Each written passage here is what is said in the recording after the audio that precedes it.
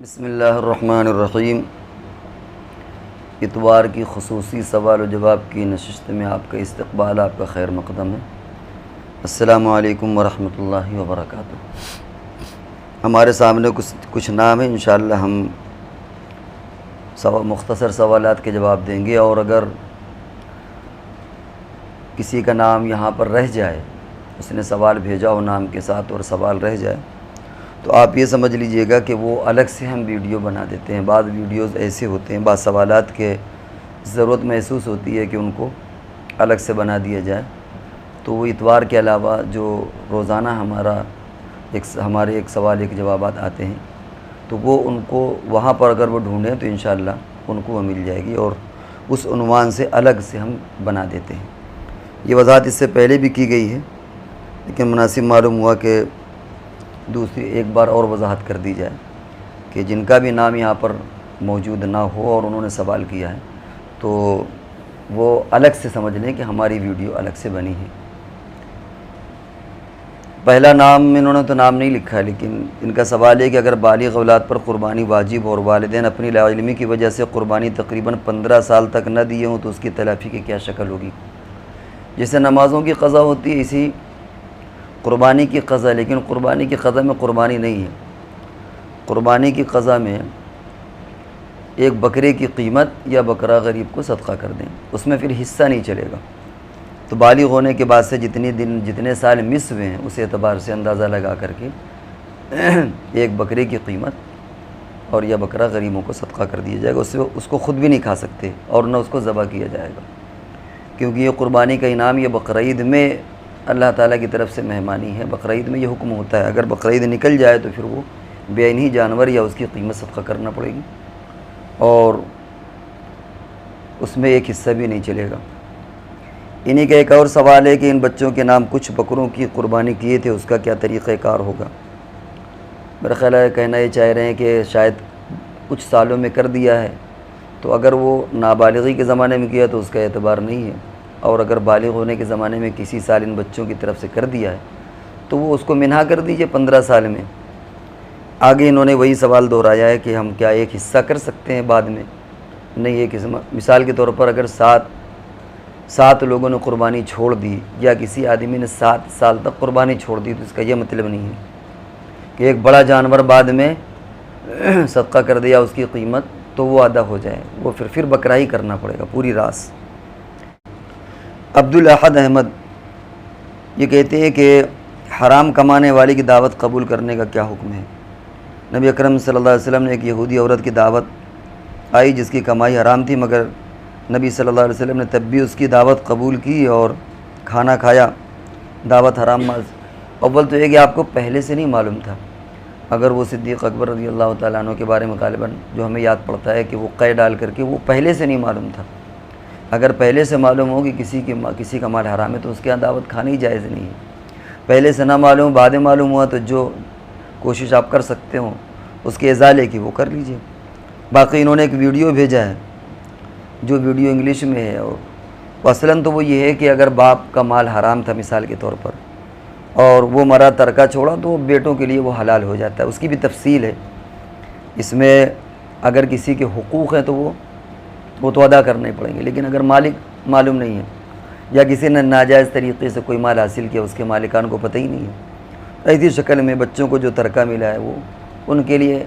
بعض شکلوں میں حلال ہو جاتا ہے۔ پھر ہم نے کہا کہ اس کی پوری تفصیل ہے، لیکن مختصر انداز بیان کر رہے ہیں ہم۔ تو یہ جو یوٹیوب پر انہوں نے بھیجا ہے وہ ویڈیو، وہ اس تعلق سے ہمیں سمجھ میں نہیں آئی، بلکہ شاید اس کا تعلق دوسرے مسئلے سے، اور ویسے بھی جو لکھنا ہوا کرے وہ لکھ دیں آپ، پوری ویڈیو بھیجنا، اس کو سننا اور اس سے پھر سوال اخذ کرنے، یہ ہمارے لیے ذرا مشکل ہوتا ہے۔ ایک اور نام ہمارے سامنے حافظ محمد ہیں، یہ کانپور کے ہیں، سوال کرتے ہیں کہ کسی مکان کا ہاؤس ٹیکس 4 لوگ مل کر جمع کرتے ہیں، مکان نمبر ایک ہی ہے لیکن رہتے کئی لوگ، ہاؤس ٹیکس کی رسید ایک ہی آتی ہے، اس کی وجہ سے سب مل کر جمع کرتے ہیں، تو کچھ لوگوں کی وجہ سے اس کو جمع کرنے میں تاخیر ہوئی اور اب اس میں سرکار نے انٹرسٹ جوڑ دیا، تو کیا ہے جوڑا ہوا انٹرسٹ اپنے پاس سے انٹرسٹ کی رقم سے دے سکتے ہیں؟ اول تو ایسے مشترکہ چیزوں میں لیٹ نہیں کرنا چاہیے، ایک کے لیٹ کرنے کی وجہ سے وہ سود اور وہ کیا کیا جڑ گیا اس کے اندر۔ باقی یہ کہ اس میں انٹرسٹ کی رقم دے سکتے ہیں کہ بہرحال حکومتی کو جا رہی ہے وہ رقم، انٹرسٹ کی رقم سے وہ سود دے سکتے ہیں، جو اضافی ہے وہ انٹرسٹ کی رقم سے اس کی بھرپائی کر سکتے ہیں۔ اشرف نام یہ پوچھتے ہیں کہ ایک فوٹو بھیجا اور پوچھا السلام علیکم مفتی صاحب، ایک مسئلے کا حل پوچھنا ہے آپ سے کہ اللہ کے 99 نام خدا کا نام نہیں ہے؟ خدا غالباً یہ فارسی کا نام ہے، اور جو 99 نام ہے وہ توقیفی سے مراد ہے کہ حضور علیہ الصلوۃ والسلام کی حدیث ہے جس میں وہ پورے کے پورے نام ایک ساتھ ہیں۔ تو اسی طریقے سے اور بھی بہت سے نام ہیں جو شاید آپ کو 99 ناموں میں نہ ملے، لیکن یہ الگ سے ہے۔ تو اب اس کو یہ کہا جا سکتا ہے کہ کسی کا ترجمہ ہے جسے اللہ ہے، اسی کو رب، خدا، گاڈ، یا اسی طریقے سے آپ اور اسے کچھ، حالانکہ گاڈ تو عیسائیوں میں عیسیٰ علیہ السلام کو بھی کہہ دیتے ہیں، لیکن اس معنی کرنے کبھی کبھی گاڈ صرف اللہ کے لیے بھی استعمال ہوتا ہے۔ تو کبھی کبھی ایسا ہوتا ہے کہ لفظ اللہ کی کسی بھی زبان میں اس لفظ کے قریب یا اس معنی کو ادا کرنے کے لیے جو خدا کا تصور و کنسپٹ ہے اس کو ادا کرنے کے لیے کبھی کبھی کسی زبان میں کوئی دوسرا لفظ استعمال ہو جاتا ہے، تو وہ بھی اللہ کا نام ہی ہے اگرچہ وہ 99 ناموں میں نہ ہو۔ تو یہ 99 نام تو ایک حدیث میں ایک سیریل وائز ایک ترتیب وار ہے وہ ہے، باقی اس کا یہ مطلب نہیں کہ اس کے علاوہ اللہ کے نام نہیں ہے۔ چنانچہ خدا ظاہر بات ہے کہ اللہ ہی کی ذات مراد ہے، اور بھی فارسی میں الفاظ اور بھی فارسی میں بہت سے الفاظ آتے ہیں، تو اس لیے آپ یہ کہہ سکتے ہیں کہ خدا بھی اللہ کا نام ہے۔ ایک اور نام ہمارے سامنے عبدالرشید پونا، یہ مہاراشٹر کے ہیں، یہ پوچھتے ہیں کہ USDT ورچوئل کرنسی جو US ڈالر میں جس کی پروفٹ انڈین کے گورنمنٹ نے 30% انکم UR 1% DCR لگایا، کیا اس میں انویسٹ کرنا جائز ہے؟ یہ تو ہم پورا سمجھ بھی نہیں پائے، اور کیا اس میں اس کی شکل ہے وہ بھی نہیں سمجھ پائے۔ خلاصہ سمجھ لیجئے کہ اگر وہ اس کا لین دین لوگوں میں متعارف ہے، اس کرنسی کا لین دین باقاعدہ ہوتا ہے، لوگ شوق سے لیتے ہیں، اور انڈین حکومت نے انڈیا نے بھی اس کی ضمانت لی ہوئی ہے، تو ایسی شکل میں جائز ہو جائے گا۔ باہر کی اس کرنسی میں اگر یہ کرنسی آپ جیسے کہ کہہ رہے ہیں ورچوئل کرنسی جو ہے اس کی حکومت نے ذمہ داری بھی لی، اور بظاہر جو ٹیکس لے رہی ہے انکم ٹیکس، اس کا مطلب ہے کہ حکومت کی ذمہ داری ہوگی اور لوگوں میں اس کا چلن ہے، تو اتنا کافی ہے جواز کے لیے۔ باقی پوری تفصیل ہمیں اس کی نہیں معلوم، اس لیے ہم تفصیلی جواب اس کا نہیں دے سکتے۔ ایک اور نام ہمارے سامنے موٹیویشنل شارٹ اسٹیٹس کامنٹ، یہ بھی بڑا ٹیڑھا سوال ہے۔ ان کا سوال ہے کہ میرے اوپر قربانی واجب، اور اسی دوران ایک صاحب میرے پاس آئے، رمضان سے انہوں نے نوکری سے ہٹا دیا گیا کام نہ ہونے کی وجہ سے، وہ میرے پاس آیا اور سب بتایا، تو کیا میں قربانی کے پیسوں سے ان کی مدد کر سکتا ہوں؟ اور جانور لانے کے بجائے حصہ لے کر قربانی کی ادائیگی کر دی جائے تو کیا یہ درست ہے کہ میرے پاس اتنے پیسے نہیں ہے ایک بار دونوں کو خرچ دے سکوں؟ یعنی دو ہی آپشن ہیں، یا قربانی کروں یا اس نیڈی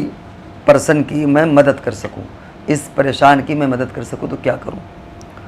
قربانی چونکہ واجب ہے لہذا قربانی تو آپ کو کرنا ہی کرنا ہے، ان دنوں میں تو قربانی کرنا ہے۔ اب اگر مدد کرنا ہے تو ظاہر بات ہے کہ کچھ، حالانکہ آپ نے لکھا ہے کہ میرے پاس اتنا نہیں ہے، لیکن کچھ کوشش کر لیجئے، اور یہ ہے کہ آپ اتنا دے دیجئے کہ آپ صاحب نصاب ہی نہ رہ جائیں، تو ظاہر بات ہے کہ قربانی آپ کے تو کر سکتے ہیں، ایسا نہیں ہے، اللہ کے راستے میں لوگ پورا کا پورا لٹا دیتے ہیں، تو آپ اتنا کم کر دیجئے کہ آپ صاحب نصاب ہی نہ رہیں، اس کو دے دیجئے۔ صاحب نصاب نہیں رہیں گے، آپ خود ہی کہہ رہے ہیں میرے پاس اتنا نہیں ہے، خاص طور سے اگر بقرعید سے پہلے آپ اتنا کر دیں، اس کو دے دیں، تو اب آپ خالی رہ جائیں گے، آپ کے پاس رہے گا نہیں، تو آپ قربانی نہ کریے۔ بہرحال چونکہ لوگوں کے حالات ضروریات یہ لگی رہتی ہیں، قربانی سال میں ایک بار آتی ہے، لہذا اس طرح اگر سمجھوتا کیا جائے گا تو پھر قربانی ہے، حج ہے، ان ساری عبادتوں کا بیڑا غرق ہو جائے گا، پھر آدمی ضرورت مندوں کی ضرورت پوری کرے گا۔ ضرورت مندوں کی ضرورت کو پوری کرنا ہے بہت ضروری بھی ہے اور بڑا ثواب کا کام، اللہ کی خوشنودی کا ذریعہ بھی ہے، بلکہ بسا اوقات اس کو ترجیح بھی دینا چاہیے۔ لیکن کیسی ضرورت ہے یہ چونکہ ہم نہیں جانتے، ممکن ہے آپ نے کسی کو ضرورت مند سمجھا ہو، وہ اتنا ضرورت مند نہ ہو کہ قربانی کی قربانی دی جائے اس میں، یعنی قربانی کو بھی قربان کر دیا جائے، قربانی نہ کر کے اس کی ضرورت پوری کی جائے۔ تو کوشش یہ کریے کہ اس کو الگ سے دے دیں، اور ایسی حالت میں قربانی ساقط نہیں ہوگی۔ باقی اگر اس کی کوئی ایسی بہت سخت مجبوری ہے تو اس کو آپ الگ سے پوچھ لیں کہ کوئی ایسی مجبوری ہے کہ نہیں اس کی جان بچانا زیادہ ضروری ہے، تو ظاہر بات ہے کہ پھر اگر ایسا کوئی مسئلہ آ گیا کہ جان کے لالے پڑے ہوئے ہیں تو پھر ایسی شکل میں آپ اس کی جان بچائیے، قربانی کی نہ کریے، اللہ سے اس کے لیے استغفار کر لیجیے۔ ایک اور نام ہمارے سامنے محمد یوسف اٹاوی، ان کا پوچھنا یہ ہے کہ مفتی صاحب کیا مکہ مکرمہ پہنچ کر وہاں کے مقیم کسی شخص سے حج بدل کروا سکتے ہیں؟ اس شخص سے معاملات طے کرنے کے بعد جتنا وقت حج میں لگے گا اس کا معاوضہ نیز حج میں آنے جانے والے اخراجات کی ادائیگی، حج بدل کروانے کی ذمہ داری وغیرہ، یہ پوچھا انہوں نے۔ یہ بھی ایک بڑا تفصیلی سوال آپ نے کیا ہے۔ حج بدل کا معاملہ یہ ہے کہ حج بدل کوئی آدمی واجب ہے، اس کے ذمہ حج فرض ہے اور وہ کروا رہا ہے، یا فرض تھا اور وہ وصیت کر کے مرا ہے، تو ایسی شکل میں وطن سے کرانا ضروری ہے۔ پھر اگر آپ سوچیں کہ اس کو شارٹ کٹ مار دیں وہیں سے کسی سے کروا لیں تو وہ جائز نہیں ہے۔ اور اگر حج بدل آپ کرانا چاہتے ہیں لیکن نفلی ہے، وہ فرض نہیں اس بندے پہ کرانے والے پر،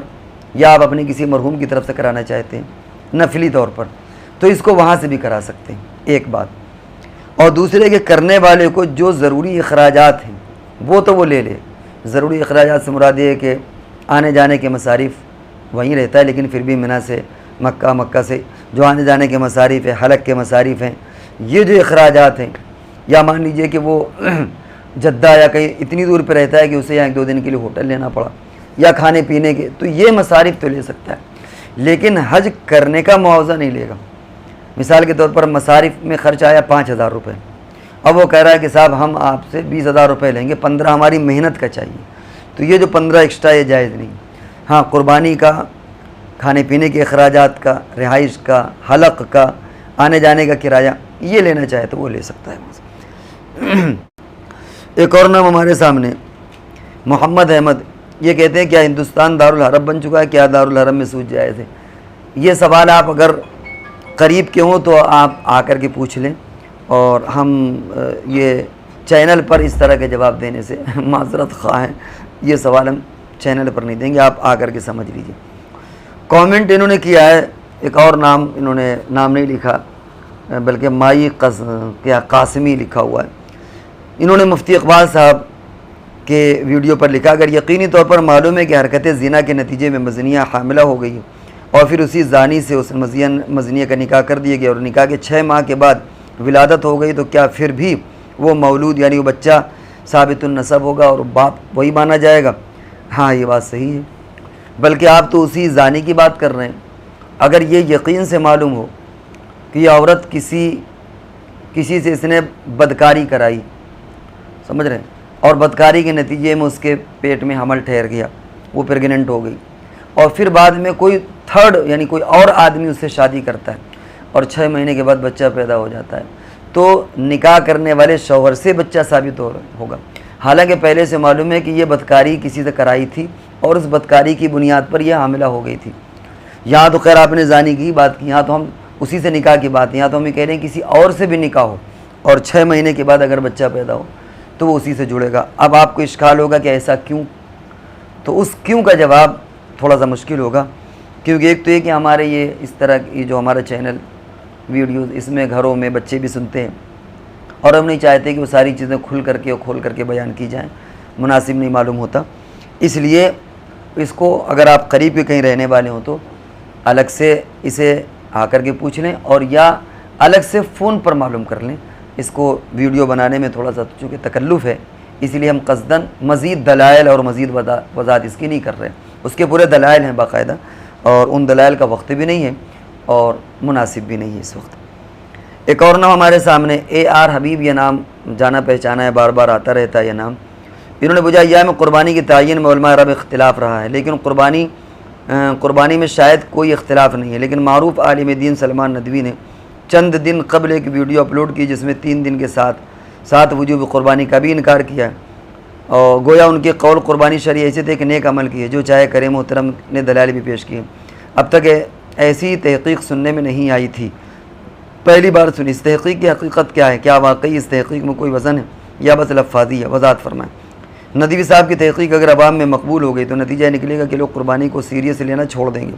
قربانی کے مخالفین، اسلام دشمن عناصر بھی ندوی صاحب کی اس تحقیق کی بنیاد پر مزید قوت کے ساتھ اپنے ایجنڈے کو نافذ کریں گے اور کر رہے ہیں۔ دیکھیں، ندوی صاحب تو ایک آزاد منش آدمی ہے، اور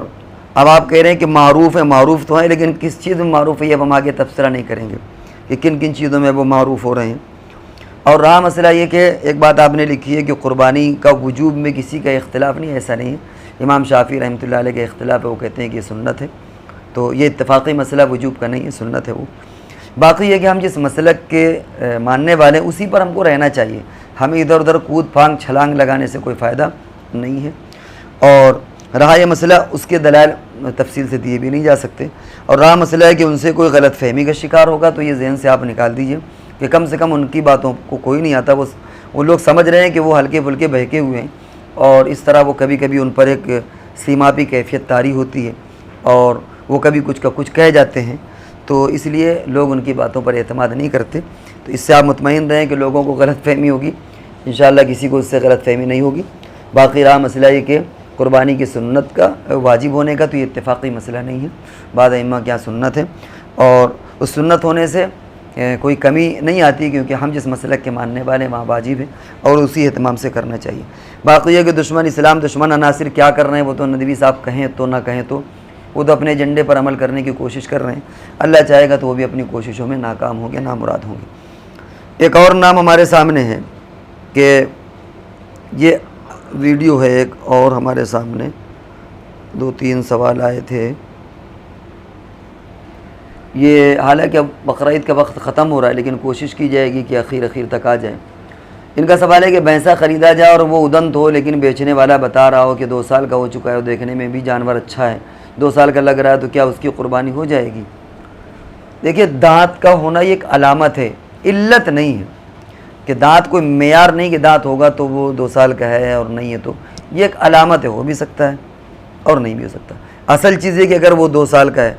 اور اس کے دانت وہ ٹوٹے نہیں ہیں اور نئے دانت نہیں نکلے تب بھی کوئی حرج نہیں۔ اب رائے مسئلہ یہ کہ اگر دانت نہیں اور لوگ کہہ رہے ہیں، بیچنے والا بھی کہہ رہا ہے اور آپ کو بھی لگ رہا ہے کہ وہ 2 سال کا ہے، تو اتنا کافی ہے،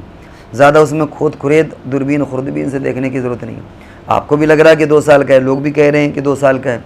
بیچنے والا بھی کہہ رہا ہے 2 سال کا ہے، اتنا کافی ہے۔ دانت ایک علامت ہوتی ہے، اگر دانت ہے تو بہت اچھی بات ہے، نہیں ہے تو بھی سبحان اللہ، کوئی اس میں پریشان ہونے کی ضرورت نہیں۔ اب ایک آخری سوال اقصیٰ انور یہ پوچھ رہی ہے کہ مفتی صاحب میری بہن کے انتقال 13 جون کو ہوا تھا، تو کیا ہم بقرعید میں سوئیں نہیں بنا سکتے؟ شوق سے بنائیے، عدت میں کھانے پینے میں یا کھانے پینے کی یعنی یا اس گھر میں اچھا کھانا پینا نہ ہو، ایسا نہیں ہے۔ عدت صرف شوہر کی عدت بہن کے لیے ہے، باقی کسی کے لیے نہیں ہے کہ وہ اچھے کپڑے نہ پہنیں اور خوشی کا اظہار نہ کریں، صرف اس عورت کے لیے جو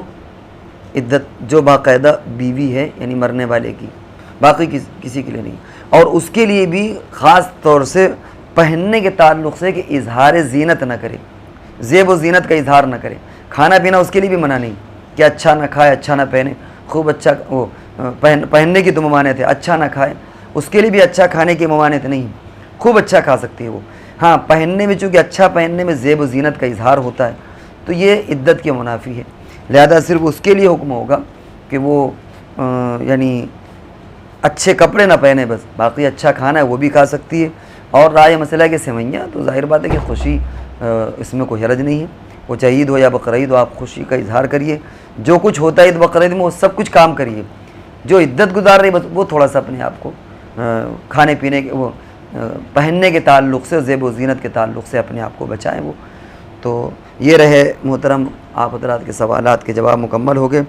اب اگلی نشست تک کے لیے ہم آپ سے رخصت ہوتے ہیں، جب تک کے لیے ہم کو اجازت دیجیے۔ والسلام علیکم ورحمۃ اللہ وبرکاتہ۔